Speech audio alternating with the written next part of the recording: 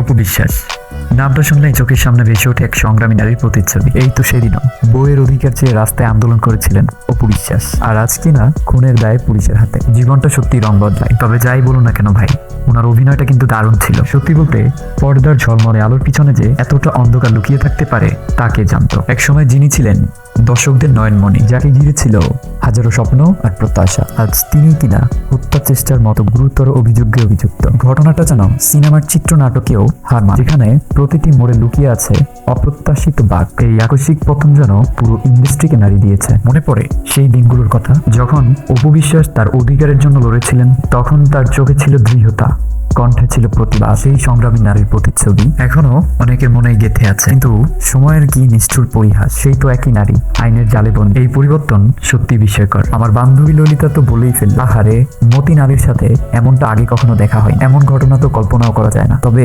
যাই বলুন না কেন ভাই, ললিতার কথায় যেন একটা চাপা দীর্ঘশ্বাস ছিল।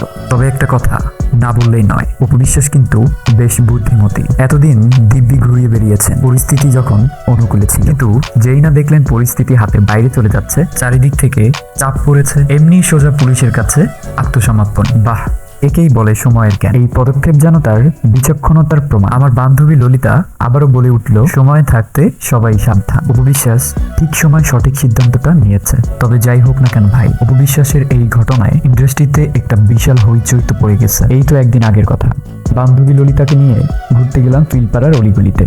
এখন শুধু একটাই আলোচনা, অপু বিশ্বাস। কেউ বলছেন এটা বিশ্বাসঘাতকতা, কেউ আবার এর পিছনে ষড়যন্ত্রের গন্ধ পাচ্ছেন। কেউ বলছেন এটা তার ব্যক্তিগত জীবনের জটিলতার ফল, আবার কেউ বলছেন এটা তাকে ফাঁসানোর চেষ্টা। গুঞ্জন আর কানাঘোষায় ভরে গেছে চারপাশ। কিন্তু আসল ঘটনাটা কি, কে দোষী আর কে নির্দোষ, তা তো সময় বলবে। এই প্রসঙ্গে আমি গাজী চৌধুরী একটা কাজের কথা কই। এইরকম ঘটনাগুলো আসলে পর্দার পিছনের জীবনের অংশ। গ্ল্যামারের আড়ালে অনেক কিছুই ঘটে, যা সাধারণ মানুষের কাছে অজানাই থেকে যায়।